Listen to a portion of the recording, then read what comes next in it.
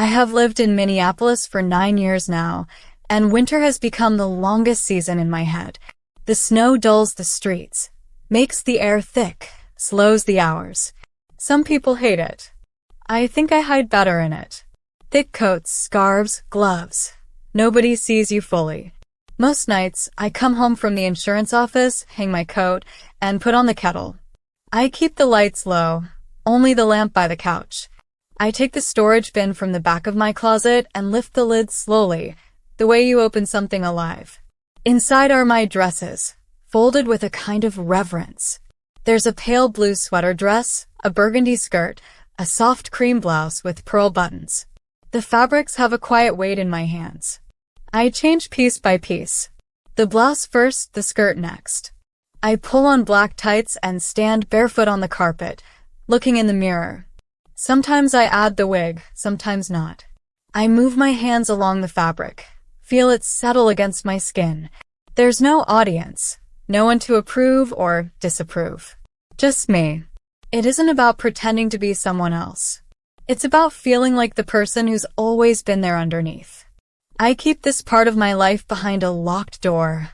Literally. My parents in Iowa think I work too much. The guys at the office think I'm just quiet. I don't have many friends, not the kind who come over unannounced. Except for Ellen. Ellen lives across the hall. She's in her mid-50s with warm brown eyes and a dry sense of humor. She works nights at a hospital and often leaves little containers of soup outside my door in winter. We don't talk much about personal things, but once while passing in the hall, she said, "You seem like someone who carries a lot you don't say." It stuck with me. One Friday night in February, I decided to step outside dressed for the first time. I told myself it would just be for a walk, quiet streets, no one looking. I wore the sweater dress under my coat, black boots, and the wig. My hands were shaking when I locked the apartment door. The air bit at my cheeks, but the rest of me felt warm, almost fevered. I walked 2 blocks, then 3. My reflection in the darkened shop windows startled me at first. Not because I didn't recognize myself, but because I did. I turned a corner and saw a little bar with gold lights spilling onto the sidewalk. Through the window, a handful of people laughed over drinks. I wasn't going in, but I paused just long enough for someone to come out, a man in a gray pea coat. Daniel. It was Chris from work. My heart stuttered. His eyes flicked over me, confusion tightening into something else I couldn't read. I forced a small laugh. Just out for a walk. He didn't respond, just nodded slowly and stepped past me into the night. I kept walking, but the cold had reached my bones now.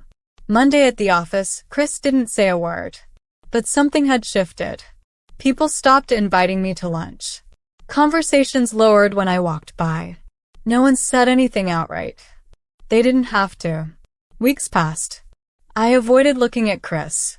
In meetings, I kept my eyes fixed on the notes in front of me, speaking only when necessary. His voice, when I heard it, felt different now, cooler, clipped at the edges. I started leaving work later, waiting until most people had gone so I wouldn't have to walk past the hushed conversations or the glances that seemed to stop just short of my face. The dresses stayed folded longer. Some nights, I would pull the bin halfway out from the closet, sit on the floor beside it, and rest my hand on the lid without opening it. As if the fabric inside might sense my hesitation, might breathe through the plastic and remind me who I was. But my fingers would go slack, and I'd push it back into the dark. One evening, Ella knocked on my door. I opened it to find her holding a container of stew, steam still curling under the plastic lid. She handed it over with a small smile, but her eyes lingered on mine a moment longer than usual. "You okay? Haven't seen much of you lately." I almost told her everything.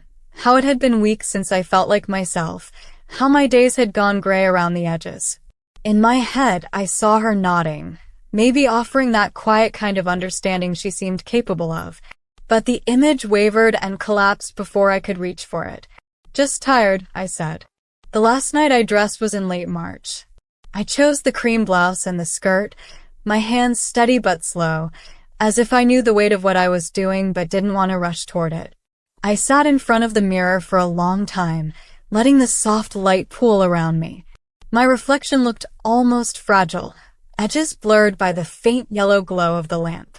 There was beauty there, but it felt like something pressed under glass, visible, but unreachable. I tilted my head, searching for the version of me who used to look back without shame or hesitation. All I saw was distance, and the quiet ache of knowing how far I'd drifted from her. That same night, I found a site called Prism Stories. I don't even remember how I got there, just clicking through in a kind of daze, half looking for something, half trying to distract myself from the silence. They had a size calculator for women's clothes. I measured my chest, waist, hips, the tape cool against my skin, then typed the numbers in. The results came back in sizes I'd never seen on a tag before, numbers that felt at once foreign and strangely intimate. I read an article about someone who had gone years without telling a soul. For a brief, fragile moment, the loneliness thinned. My chest loosened just enough to let in the thought, there are others. But the feeling was like breath on a mirror. Clear for an instant, then gone.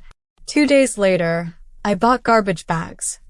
I filled them with every piece of clothing, every wig, every scarf, folding each item slowly, almost tenderly, before sealing it away. The sound of the plastic twisting closed was sharp. I carried the bags down to the dumpster in the snow, my breath loud and uneven in the cold air. The bags landed with a dull thud. I didn't look back. That was 3 months ago. Now, I come home, hang my coat, put the kettle on. I sit on the couch in the half-light and stare at the empty corner where the storage bin used to be. The shadows seem heavier there, as if they've learned the shape of what's missing. Sometimes I think I hear the faint rustle of fabric, but it's only the heat clicking in the pipes. Ellen still leaves soup sometimes. Chris still avoids my eyes. My parents still think I work too much. I keep moving through the days, but I can feel something missing, a hollow space that once held color and softness and breath. I tell myself I'll live without it. That's what people do. But some nights, in the cold quiet of the apartment, I imagine opening that bin again. I imagine the weight of the fabric in my hands, the way it slid across my skin, the way it felt to look in the mirror and see not a stranger, but the truest part of me. And then I remember it's gone. Winter still hasn't ended.